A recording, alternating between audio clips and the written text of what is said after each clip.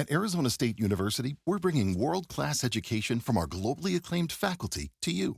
Ranked #1 in innovation for 10 consecutive years and #2 among public universities for employability, ASU isn't just ahead of the curve, it's creating new paths to success. Earn your degree from the nation's most innovative university. Online, that's a degree better. Explore more than 300 undergraduate, graduate, and certificate programs at asuonline.asu.edu. Follow the money. That's what I always say. You always follow the money. Yeah. This is Follow the Money with Mitch Moss and Paulie Howard on VSiN. Here we go. Welcome in. It is Follow the Money on VSiN, the Sports Betting Network. Mitch Moss, Paulie Howard with you live in downtown Las Vegas from the Circa Resort and Casino. Action-packed 3-hour program lined up today, including Paul Charchian, his best bets with player props coming up for Championship Sunday in 30 minutes. Steve Wiss, soccer bets in an hour. JP Flame previewing the Commanders and the Eagles. I have a prediction about that, by the way. And Brian Sachs coming up in 2.5 hours. He bought one of the entries for Circa Survivor. It's a wild story. We'll tell you about that. But here's my prediction for JP Flame in 2 hours. He's from 106.7, The Fan in D.C., Paulie. My prediction is every time we do this with a local host, they take the local team. So if he does not say he's taking the Commanders plus the 6 in this game, I will buy everybody here on the show lunch at some point next week or whenever. Okay. You can mark it down. I put it at about 90% he's going to say take the Commanders plus 6. I called that yesterday with Sal Pell, and he did the same thing. Oh, you did? Okay. Okay. Yep. Sounds good. And it's also Washington money line is the most popular bet at most places as well. All right. You sound good. Stay away from me. Great to have you back, buddy. Stay away from me, from the guy last week. Sure. Yep. Do I sound good? Yeah, good enough. Man. Good enough. I hope you bet Wembanyama props today. Well, I mean, wasn't that did obvious? This game catch up on you, by the way? No, I knew it was today. Okay. And they're going to do it again Saturday morning, but you think he put on a show for everyone over in France. And at the end of 3 quarters, he had, 26, 11, 6, and 5? Yeah. Is there up 23 on the Pacers? I say if he has a chance to get a quadruple double, you got to leave him in to the end of the game. Yeah, it's in play. Come on, it's in play.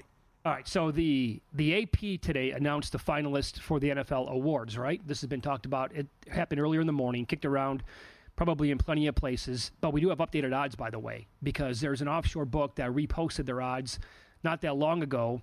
And these are very popular. The NFL awards specifically, right? We talk about them throughout the entire year. We make our bets, try to anyway, like throughout the summertime. So if you will remember, Josh Allen, before week 18, he was as high as, well, he was around -$5. One site had him at -485 on January 6th. He took one snap to keep that streak alive of most games started consecutively. Jackson, for Baltimore, had to play in another game to try to win the division, had a good game. He went from -375. Check that. He was -375 on January 15th. He moved from +350 to that number after being named first-team All-Pro quarterback that day. Mm-hmm. That's when the odds were reposted, and like, oh my God, are you serious? Like, a lot of the same people who vote for first-team players to make the Pro Bowl also have the MVP and awards votes. So it completely flipped, and now I'm looking at this. Lamar Jackson is -225 as he is one of the finalists with Josh Allen, Jared Goff, Joe Burrow, and Saquon Barkley. Right. Seems low based on history, and little surprising there, but then again, I think he's going to get it done. And this was wild how this came out here with what was announced. And I know a lot of people making the case. What decides not only this, but these other awards is maybe third place votes. Does someone do kind of like the Ichiro thing? Sure. Or if there's a big surprise where I have, can you believe it? Lamar fourth. Or this guy said Allen third. Something like that, which could end up deciding a lot of these awards. Yep, that's exactly right. I would say that I think Jackson -225 based on history is short. Yep. That should be closer to $5, what Allen was before Week 18. Coach of the Year, did Dan Campbell flip people's opinions by beating Kevin O'Connell and the Vikings in Week 18? Because I'm looking currently posted offshore, KOC is -$5, Dan Campbell is 4-1. Reed also a finalist, Dan Quinn and Peyton as well. Mm-hmm. So if you got a good sweat, at least if you had tickets on those, I still think it has to be O'Connell. Based on the season they had, and even we know that Darnold was a problem, mm-hmm. and they still won 14 games and the issues he had in the final 2 games, I still think it seems low, and O'Connell's going to get it. Yeah, I would agree with that as well. I don't think that one game, although it was to get the 1 seed in, to win 15 games and to win their division over the Vikings, I don't think that's going to flip enough voters' minds. Offensive Player of the Year, the finalists are Barkley, Burrow, Chase, Henry, and Jackson. Barkley was like minus 5,000 last check. He's going to win that award. Mm-hmm. Defensive Player of the Year, your 5 finalists: Patrick Surtain, Myles Garrett, Trey Hendrickson, TJ Watt, Zach Bond of the Eagles. He's 100-1. Surtain is minus 1,000. Garrett's 10-1. What do you think? Bill Barnwell made a case that Trey Hendrickson should win. He would vote for him. Yep. He's 40-1 right now, which drifted out. He was plus 850 around week 18 and led the league in sacks. He closed strong with like 3.5 sacks in the final game of the season. Can you give it to him on a bad defense, though? I mean, the DC got whacked and let go. I mean, that's... I can't imagine. Well, so that goes back to, I think, the conversation we had last year during the NBA, right? Wembanyama should have won Defensive Player of the Year. He was the best defensive player in the league, but the Spurs defense kind of sucked overall. The team did. Surrounded by trash, though. Yeah. Right, exactly right. But you still saw the intimidation factor, and that guys didn't want to penetrate and get close to him, and guys on 2-on-1 breaks would pull it out. But, and instead, the NBA voters decided to lazily give it to Rudy Gobert on the best defensive team in the league. They thought, oh, he's the best player for sure, so then we're going to give it to him, which I thought was a huge mistake. I would say that if the guy is so good, though, even though the parts around him are not good enough to like help him, limit teams to 13 points a game or whatever, I think a guy should be in the mix and have a chance to win. Yeah, plus his numbers when he was going against elite wide receivers, too. Well, I think Surtain will get it. It's got to be the guy. Yep. Offensive Rookie of the Year is going to be Daniels, yeah? Yes. But what a group this was this year. Daniels. Incredible season. Oh, my God. Mm-hmm. This has to be one of the best rookie years we've had in a long, long time. Von Tobel's got to be sick. He's got a future on Bowers. Huge number on him. He set records, right? Yeah. Can't sniff it. Neighbors had great numbers. Yep. Can't win. Brian Thomas, awesome numbers. Can't win. Bo Nix, same thing. Because Daniels is just so special. Defensive Rookie of the Year. That's over, too. That's over, okay. Right. I took Mitchell late in the season, but it's Verse. I took Fisk late in the season because his numbers overall are better, but Verse, I think the narrative was too strong there. And then Comeback Player of the Year. You're a big boy. At least you can exhale because Darnold's a finalist. You made it. Yeah. Do you want to know the current odds? The entire audience does, so Joe Burrow is minus $7. Oh, wow. Too high. Darnold plus 550. You're kidding. When you have voters who are openly saying, especially here on this network, with Adam Shine and Rich Gannon has hinted at that they're going to give it to Darnold, I think $7 for Burrow might be a tad too high. That's crazy. That is too high. But also, Burrow was the finalist in 3 different categories: Comeback Player of the Year, Offensive Player of the Year, and the MVP. So he's probably going to win one of them, and it's going to be the one that's going to hurt me the most because I would love to have Darnold win Comeback Player of the Year. Good timing today, too, because as you're making the case for Offensive Rookie of the Year, what Daniels in Washington has accomplished this year, and I know you heard something interesting about Washington regarding their rival, but just Bill Barnwell did an excellent job today on ESPN.com trying to put this in perspective. Like, is this the best rookie season ever? It was an excellent story. Yeah, and where could this rank? Number one, I think he's right. They won 4 games last year, and then you come in with a rookie quarterback, you blow everyone out, you bring in Quinn. This would be probably the 3rd unlikeliest Super Bowl title ever, behind the 99 Rams with Kurt Warner and the 0-1 Patriots. And they come in with Belichick, and how do they do that with Brady? He's the 6th rookie to make a title game. The previous 5 lost. But here he's also, a lot of those situations were the guy would manage the game and it was led by a strong defense. This is flipped. They're 30th against the run. They're not good defensively. And a big reason why is because of him and going for it, YOLO 4th down and getting it done and how good they are on offense. I mean, this is nuts what he's done. 69% completion percentage, 25 touchdowns, 9 picks, 4th in QBR, 11th in passer rating. And I forgot, Randy Moss got 4 MVP votes. He should have. In 90, you're damn right, in 98. He was on the scene, bam, in the first quarter of the first game he ever played. I would tell you that Randy Moss, Cunningham was amazing. I would argue that Randy Moss deserved to be MVP that year. He opened everything up. Yep. Yeah, the fear factor. So this is interesting about Barnwell would have it right now, 8th best season for a rookie ever if they lost Sunday. Okay, if they lose, okay. Yeah, right. But if they win, then you keep going up there and climbing, and if they're able to do this and finish the job, it's got to be top 3, maybe best ever when it's all said and done, when you think about this. I would say that if they win this game, that's going to be enough for me to say that it's the best rookie season of all time. Because, again, and this is why I've said this, he deserved MVP consideration. Last year, their offensive numbers were absolutely bottom of the barrel. They were horrendous, Paul. This year, like in every advanced metric, every number you look at, they are phenomenal. And there's a reason why, again, they excel like in third and fourth down conversion rate, because this guy is virtually impossible to stop. And everything is open for him. The scramble is never dead, and that's going to create guys getting open for him to find him. And he's an excellent and elite passer. He's super accurate. But I think that makes a lot of sense, though, if they even make it to the Super Bowl, to be right there with the Rams and those Patriots teams. The 0-1 team from New England and the 99 team from the Rams. Because the Rams, that year in... Well, the guy was bagging groceries. Didn't they have weren't they like 200-1 in preseason? Yeah, because Trent Green got hurt. That's when Vermeil was crying. And you're like, who is this Kurt Warner guy who was like this third-string backup whatever? Yep. And he comes in for Arena Football League, and they couldn't be stopped.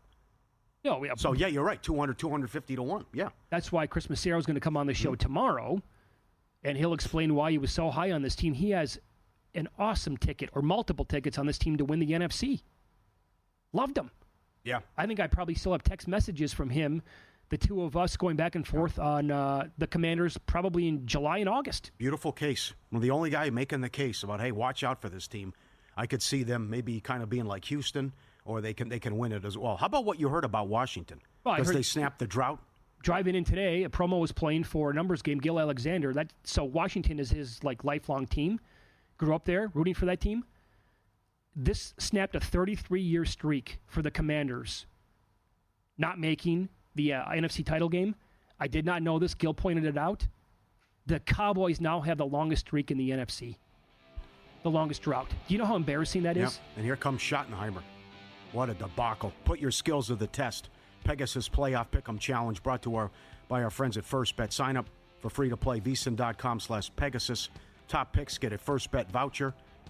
And everyone who plays will get VSiN Super Bowl betting guide. VSiN.com/Pegasus to play. VSiN.com/Pegasus. I caved. I told myself there was no reason to bet a team to win the college football title next year, but I did it anyway.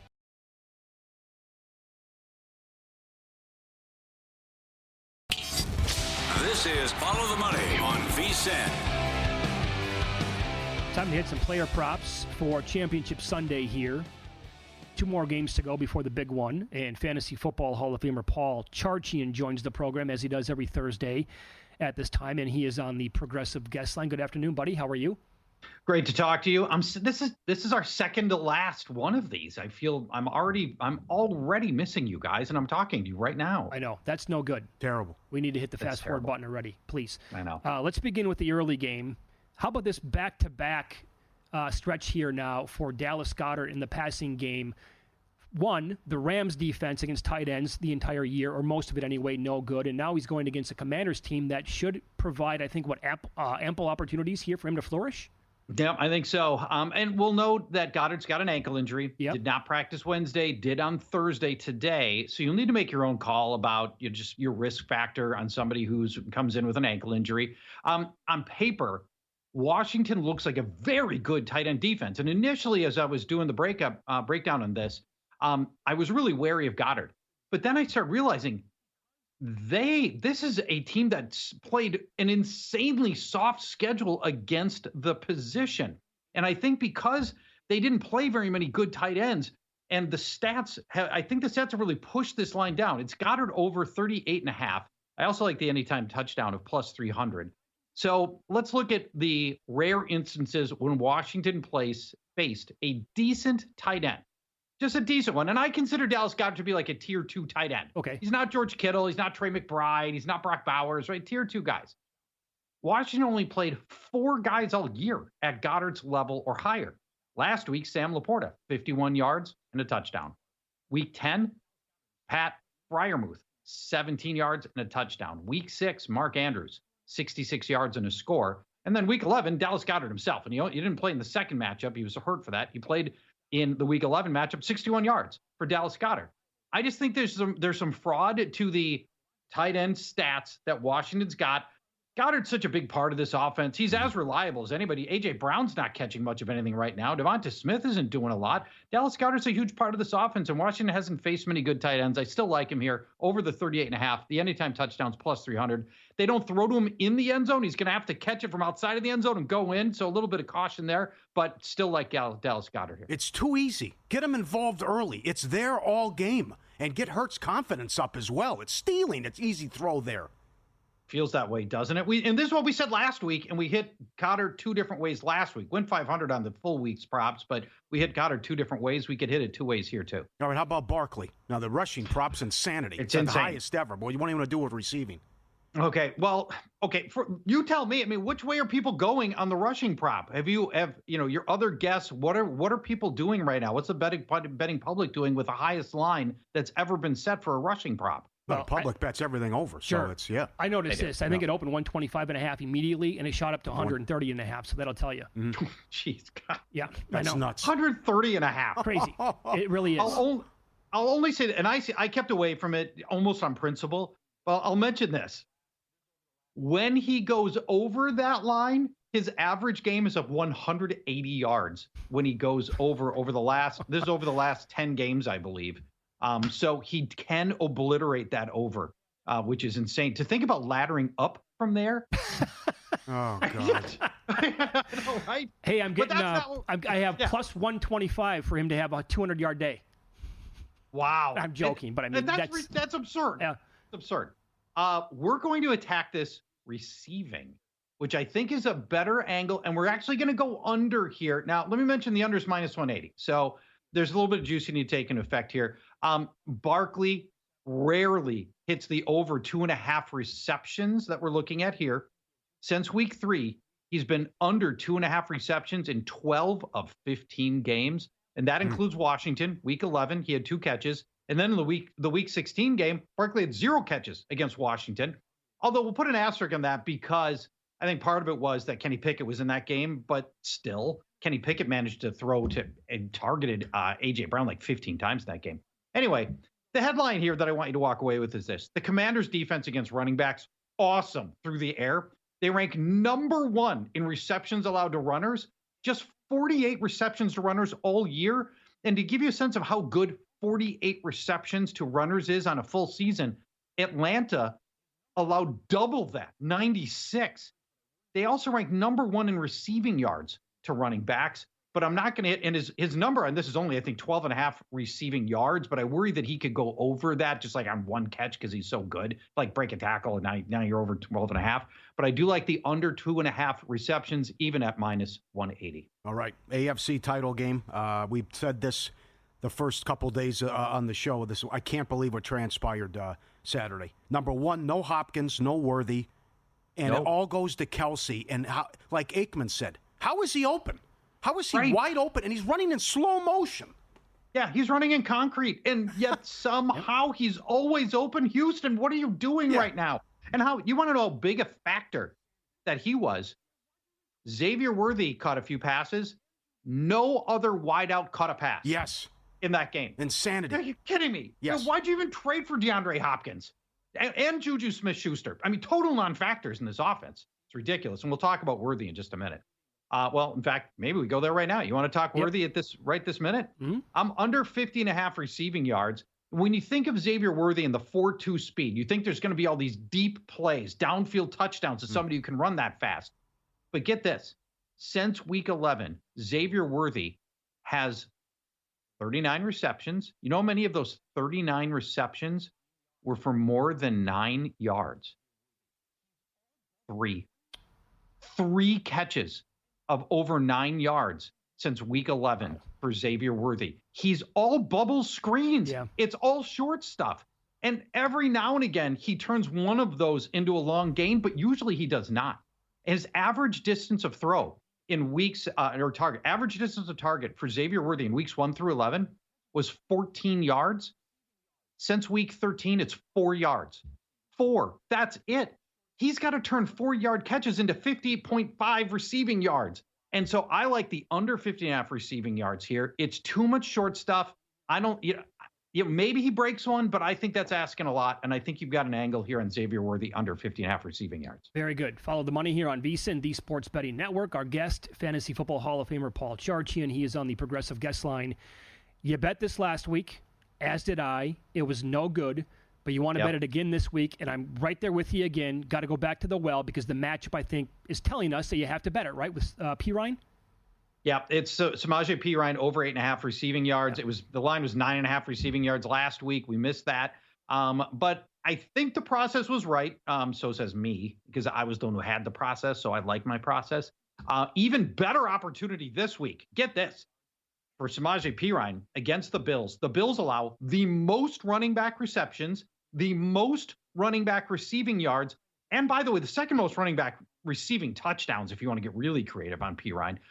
You may remember, last week we talked about how Perine is the designated passing down receiver for the Chiefs, particularly in long down and distance situations. Kareem Hunt and Isaiah Pacheco all year have combined for 10 snaps in long down and distance. That's it, the whole season. Samaje Perine, 171 snaps in long down and distance. All it takes, even if Perine is the second or third look and any given play, just if the play breaks down and there's Perine, bang, you just hit your over on 8.5 yards. His average reception, by the way, 11.5 yards. So we just need the one reception from Perine. If you're feeling really frisky, and I know you are, Mitch, consider his anytime touchdown plus 950, but that's not an official recommendation on the show. All right. Then who goes off for Buffalo? Khalil Shakir. His line is absurdly short at 4.5 receptions. We're going to take the over on that. If you take out Khalil Shakir's meetings against the Jets, because they've got the best slot corner in the league, Michael Carter. So I'm taking the Jets out for a minute. Khalil Shakir has hit the over on 4.5 receptions in 11 of the last 14 games since week 1. He has been targeted in the previous matchup with Kansas City, targeted 12 times, 12 against this same team. And here's the best part. He runs from the slot most of the time, about 80% slot rate. He's going to face off against cornerback Chamari Connor. Get this. He allows an 85% catch rate in his coverage. And if you're not clear on how bad 85% catch rate is, it's the worst completion percentage in the NFL for any cornerback. That's the matchup that we're looking at with Khalil Shakir against Chamari Connor. By himself, he has allowed 4 or more receptions in 5 of the past 7 games. And he's just one cornerback, and Khalil Shakir beyond other guys too. So I love this matchup, and I love the over for Khalil Shakir, 4.5 receptions. I smell ladder bets coming for Shakir this week. Very quickly here. Who do you like in the game, by the way? Bills, Eagles. Bills, Eagles. Ooh. Okay, I would take that. Yeah, that'd be great. Yeah. I said on Monday, I'm walking the dog if we get Chiefs, Eagles. Ooh, really? Yeah, I love it. For 3.5 hours. Thanks, buddy. Thanks, my friend. Enjoy the Talk games. to you next week. Yeah, there you go. Paul Charchian on the Progressive Guest Line. Up next, Paul's going to recap last night's betting action and win some, lose some. Big card tonight in the NHL. He'll hit the streakiest teams playing tonight on ice as well.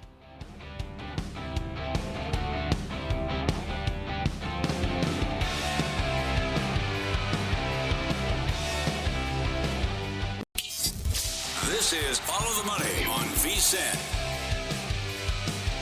Welcome back. We continue talking Championship Sunday as we're live in downtown Las Vegas from the Circa Resort and Casino. And Manti Te'o joins the program now. He is on the Progressive Guest Line. You can catch Manti Te'o every Tuesday on Airing It Out with Bob Papa, and it's from 10 until noon Eastern Time on Sirius XM Radio Channel 88 and on the Sirius XM app. Manti, thanks for the time today. How are you?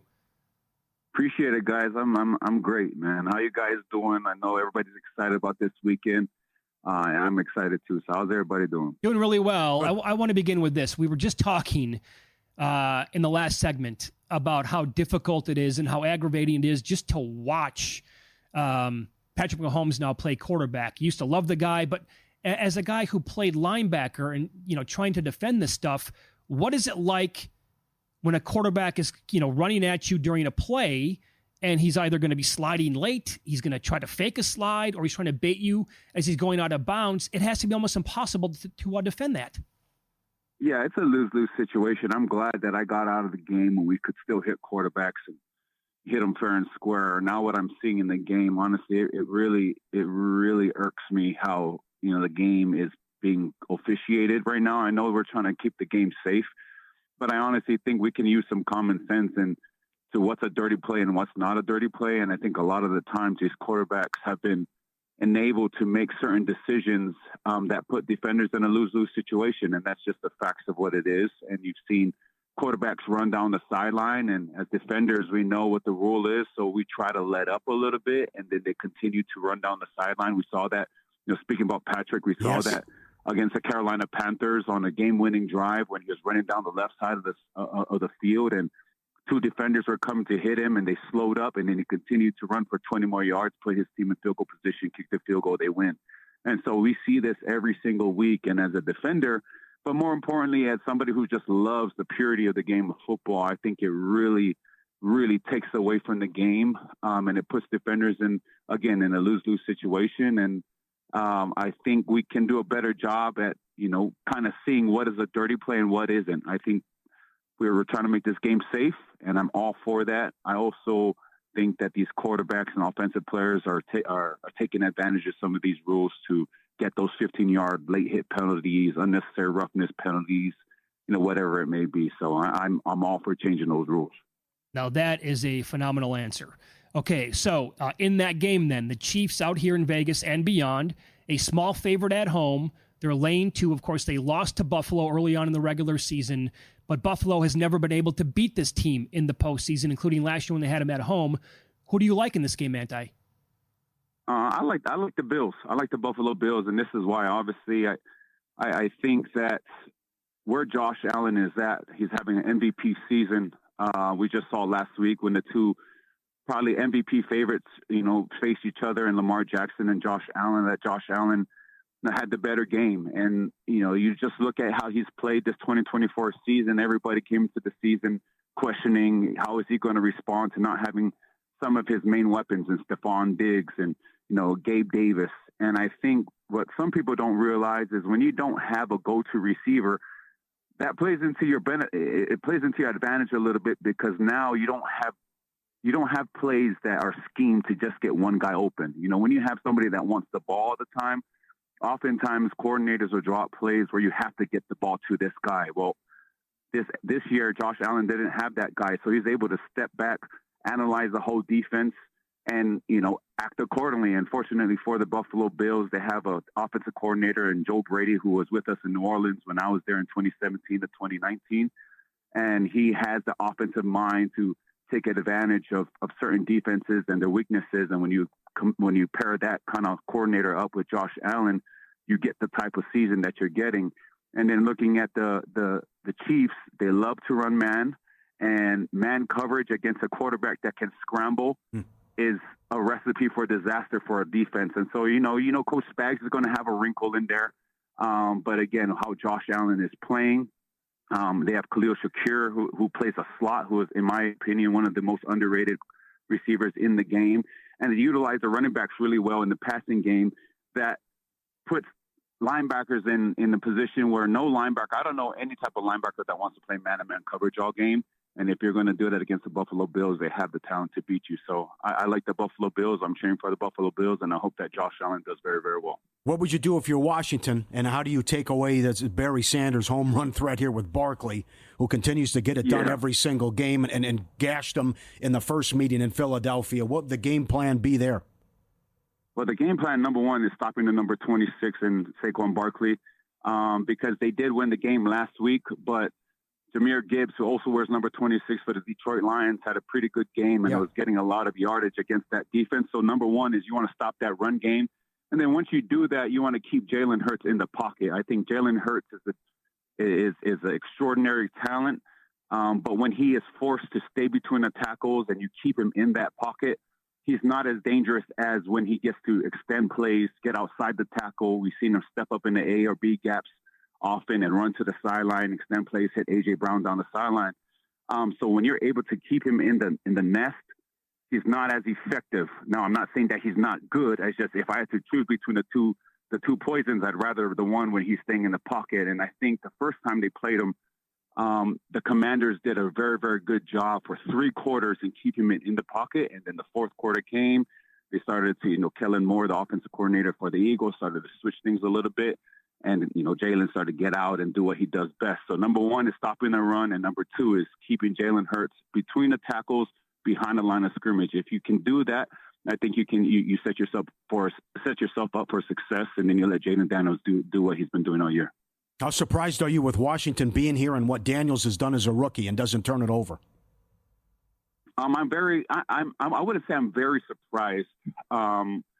It's very rare you get a rookie quarterback that's paired up with a first-year head coach, even though Dan Quinn has been a head coach, for the Atlanta Falcons and has been in the game for a long time.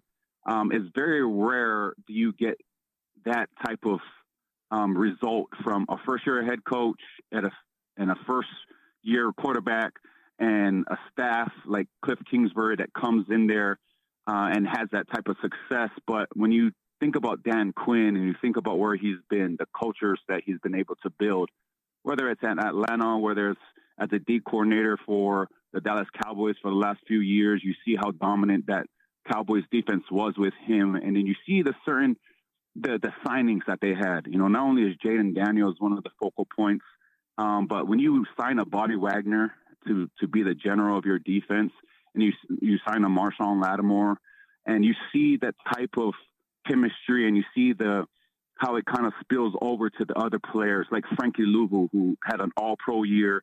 And again, you can't help but think that having a Bobby Wagner in the same room as somebody like Frankie Louvu, who has all the athletic abilities in the world, how that kind of carries over to his success on the football field. So am I surprised? Yes.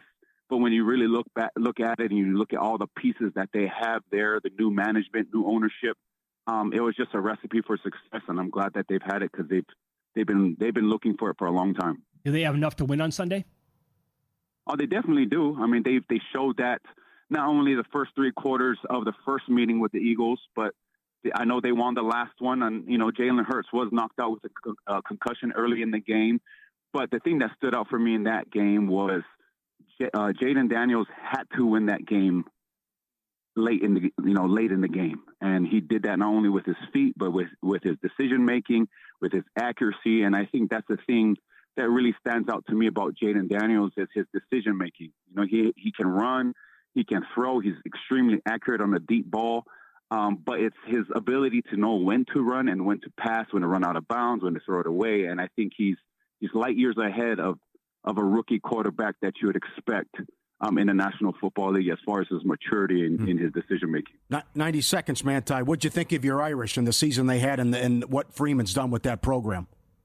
I'm extremely proud at my team. I'm extremely proud at the University of Notre Dame. I know this for sure, and I believe this wholeheartedly, that leadership with Marcus Freeman is only going to result in more wins and more appearances in the national championship. You see how we were able to fight late in the second half, and how the boys were able to respond. So I'm more than confident that we'll be back in that championship game sooner than later. We had a very young team, and unfortunately, we ran into an Ohio State team that was well coached, and they had the talent to really put it on you. And I can't be more excited for the Fighting Irish and where we're going in the future. And I think it's just the arrow points up from here. And, it's good to be an Irish fan from here on out. Yeah, you're spot on. You can hear Manti Te'o every Tuesday on Airing It Out with Bob Papa. That's 10 until noon Eastern time. And that's on SiriusXM NFL Radio Channel 88 and on the SiriusXM app. That was awesome, Manti. Thanks for the time today. We appreciate that. Appreciate it, guys. Thank you. Thank you, sir. If you listen to Marcus Freeman, like during the in-game interviews and stuff like that, he actually takes time to give the sideline interviewer detailed answers, and he's absolutely fantastic. So I know he screwed up a couple of situations in the national title game, but I think their ceiling is incredible. We'll go over adjusted win totals now, how they look compared to the start of the season in the NBA coming up next.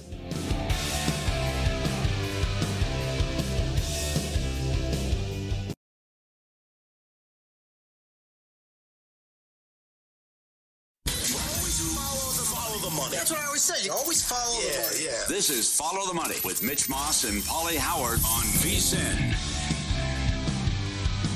Good to have you on board as we are live in downtown Las Vegas from the Circa Resort and Casino. 2 sexy games coming up on Sunday, Championship Sunday. Paulie, I know that you're anti-6 seed, but I think the Commanders are maybe a little bit different than your typical 6 seed overall. And to talk about it, JP Flame joins the program now, host of a great show, The Sports Junkies on 106.7 The Fan in D.C., and he is on the Progressive Guest Line. JP, thanks for the time today. How are you? What's up, boys? You know, you say it's a different year. Hell yeah, it's a different year. This team was 4-13 a year ago. Yeah, so yes. you don't have like a ticket on the Commanders in pocket, like a 250 to 1 to win the Super Bowl like everybody else? Oh, I wish I did. Unfortunately, our show, we're not just blind homers. We're generally realists. So going into the season, I think out of the 4 sports junkies, only one had them having a winning record. Because even if you're going to turn around a team, when you're coming from 4 wins, even if you get a guy like Jayden Daniels, you don't expect this kind of turnaround to go from 4 all the way to 12 wins in the regular season and then 2 playoff wins on the road. Nobody saw that coming. Absolutely. Can you tell us a little bit of how bad it was with the previous administration and how apathetic the fan base was with Snyder? Well, I think you got to start with this. They haven't been to the NFC Championship game in 33 years. And when I was growing up, I'm 54 years old. Okay. When I was growing up, this was kind of commonplace, getting to an NFC Championship game. With Joe Gibbs, they were in 4 Super Bowls in 9 years, won 3 Super Bowls. So that was kind of the norm. And then slowly but surely, brick by brick, the whole foundation went down to the ground, mostly because of their owner, a toxic owner in Dan Snyder. We almost had a parade when Josh Harris bought this team. Nobody liked Dan Snyder. Incredible. Your story, too. Well, I can't imagine. I mean, I told you during the break, and I've said this on the air before, JP, when I visited there this is like 2.5 years ago now, give or take, right? But it's right in the heart of football season. I'm staying in the middle of the city for like 4 or 5 days. I tried to make it a point to walk or Uber everywhere and pay attention to like sports bars and whatever I can, my eyeballs would gravitate towards to see how many logos I would see of the Commanders, because I try to pay attention to that stuff and where could I watch games on Sunday. I did not, no joke, I didn't see one place have any Commander logo anywhere. I was blown away by that. I know you're not joking. That's the way it was. Dan Snyder destroyed the fan base. But when Josh Harris bought this team, and I think in most cities, if there's an ownership change, you don't have a huge party. There's a place just outside Nationals Park called the Bullpen. It's an outside place where they have concerts and things like that. We held a party with thousands of fans, had FDN Snyder cheers. Josh Harris called into the show, bought everybody there a beer. It was the dawn of a new era, but that was the start. Let's be real. The story really begins and ends this season with Jayden Daniels. He's been an unbelievable force, and right now, they're going to play an Eagles team, and I understand they're the dog, but Jayden Daniels threw 5 touchdown passes against them not that long ago. And I know Jalen Hurts didn't play in that game, but he doesn't play defense. Jayden Daniels had 5 touchdown passes against that defense. Oh. Mm-hmm. So we've had like quite a few really good rookie quarterbacks over the last 15 or 20 years. You watched one of the best we've had in that time frame with RG3. What makes Daniels different from most, if not all of them? Well, specifically with RG3, all right, when he burst onto the scene, we really hadn't seen that type of offense in the NFL. Kyle Shanahan kind of introduced that college-style read option offense with RG3, and undeniably, he had great physical talent, much like Jayden Daniels has breakaway speed. But what Jayden Daniels seems to possess different than RG3 is the work ethic. You hear about him getting to the park at 4:30 in the morning. You hear about him using a VR set every morning at 6 o'clock. Cliff Kingsbury, who didn't know anything about virtual reality, apparently enters in the play calls so that Jayden Daniels can go through this every week, and he does it on 1.75 speed. So I don't know if you've ever seen Dan Orlovsky on ESPN go through these virtual reality set plays, but he's seeing that. He has that crazy work ethic. Some of us thought it was kind of a photo op and sucking up, but there was a shot after he got drafted when he's taking the private jet to DC before he gets introduced, and he was already going through the playbook. And some of us thought, that's just a photo op. It seems like that's who he is. He is in that Tom Brady, Peyton Manning, Drew Brees work ethic type of mode. Excellent perspectives. Do you think it's more like the first meeting that played out in Philly and Barkley got him late, which was close, or is it that the last game was just wonky? As you mentioned, 7 turnovers, Daniels had the 5 touchdowns, and it was high scoring. How do you think it plays out from high scoring or lower scoring on Sunday? I don't know if it goes as high scoring as the last game, but Washington's going to get theirs, and Washington also hasn't been able to stop Saquon Barkley. He had 150 in the first game, had 146 in the second game. I may be flip-flopping him. But bottom line is he has 4 touchdowns and basically 300 yards against Washington. Washington doesn't do well stopping the run. They couldn't stop Jahmyr Gibbs. Thank you to Ben Johnson for not running the ball more, running more trick plays. Yeah. He kind of I'll tip my hat to him because that was a bit of an assist to Washington's defense. They could have just run the football. So I would suspect that they're going to run a lot with Jalen Hurts if he's healthy and Saquon Barkley. In that last game, when Jalen gets hurt, before he did, he had 3 carries for 41 yards. So Washington has a lot of problems stopping the run. If they're going to win the game, they're going to have to kind of do it like they did against Tampa, where they controlled the clock, put together long drives. They didn't punt in that game.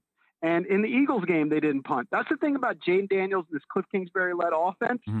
Nobody's really stopping them. So even though Philadelphia has a great defense, ranked number 1, have studs like Jalen Carter, Quinyon Mitchell, Zach Bond, great linebacker this year, they didn't stop Washington. So I think Washington's going to be able to move the ball, but I also think Philly's going to be able to move the ball. I don't know if it goes as high scoring as 36-33, but I suspect it's going to be in the high 20s at the very least.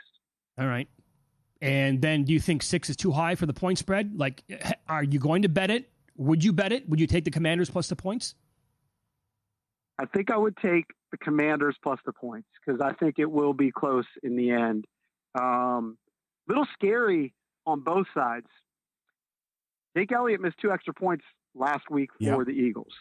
And the Commanders have this guy, Zane Gonzalez. He's like their 100th kicker this season. He's been somewhat solid, but he starts off the game last week, kicks it out of bounds, misses a field goal late in the game, which, look, it was meaningless. But neither of these teams have reliable kickers, and that could come into play.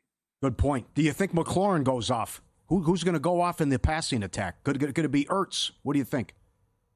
I mean, the thing about Jaden Daniels is, and you were talking about comparing him to RG3, he just seems so advanced. So if Philly goes all in to stop Terry McLaurin, he'll spread it around. But look, Terry's been great all season long. This really has been a season where he showed he is a true number 1 in this league. We always kind of wondered, but he's had just an array of horrible quarterback after horrible quarterback.